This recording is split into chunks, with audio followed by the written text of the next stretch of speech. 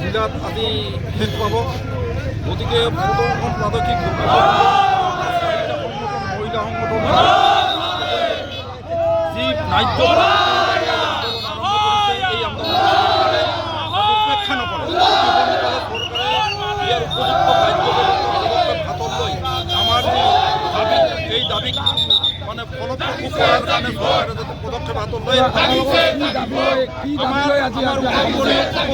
আমাৰ স্বায়ত্তশাসন লাগে, আমাৰ মাটিৰ অধিকাৰ লাগে ইত্যাদিকে কৰি বিভিন্ন যিকেইটা আমাৰ সংগঠনৰ উমৈহতীয়া দাবী আছে, এই দাবীৰ ওপৰত চৰকাৰে আলোচনা কৰিব।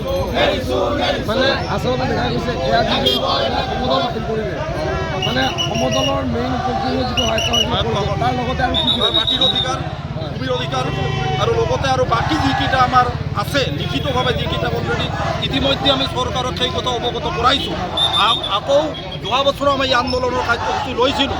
আমি জিলা সদৰ আৰু মহকুমা সদৰত আমি অৱস্থান ধৰ্মঘটেৰে চৰকাৰক আমি এই কথা আমি জনাইছিলোঁ। আজিলৈকে চৰকাৰে উপযুক্ত পদক্ষেপ লোৱা নাই আৰু চৰকাৰক মই অনুৰোধ জনাওঁ যাতে উচিত সময়ত উচিত পদক্ষেপ যাতে লয়, নহ'লে অসমৰ সমগ্ৰ যি আমাৰ নাট জাতি তাত আমাৰ জাতিৰ যিসকল আমাৰ মানুহ আছে এই মানুহসকলে এই আন্দোলন আমি গণতান্ত্ৰিকভাৱে আন্দোলন ইয়াতকৈ আকৌ তীব্ৰতৰভাৱে কৰাৰ কাৰণে আমি বাধ্য হওঁ।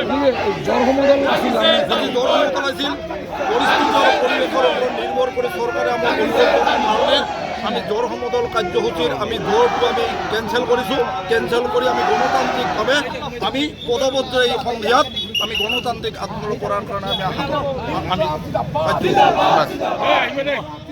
কাৰ্যালয়ৰ পৰা আমি বিলাসীৰ পৰা ৰাজপথৰ মাজত আমি ওলাই আহিছোঁ। অসমৰ আটাইতকৈ শান্তিপ্ৰিয় জাতিপ্ৰিয় হৈছে নাথযোগী জনগোষ্ঠীৰ মানুহ আজি ৰাজপথলৈ আহিবলৈ বাধ্য এইকাৰণে যে আমাৰ তিনিটা মূল দাবী, আমাক সংৰক্ষিত শ্ৰেণী অন্তৰ্ভুক্ত কৰিব লাগিব, আমাক উপগ্ৰহীয় স্বায়ত্তশাসিত পৰিষদ এখন গঠন কৰি দিব লাগিব, আমাক ভূমিৰ অধিকাৰ সুনিশ্চিত কৰিব লাগিব।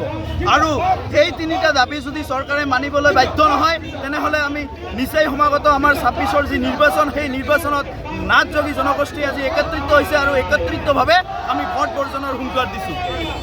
সুন্দৰ।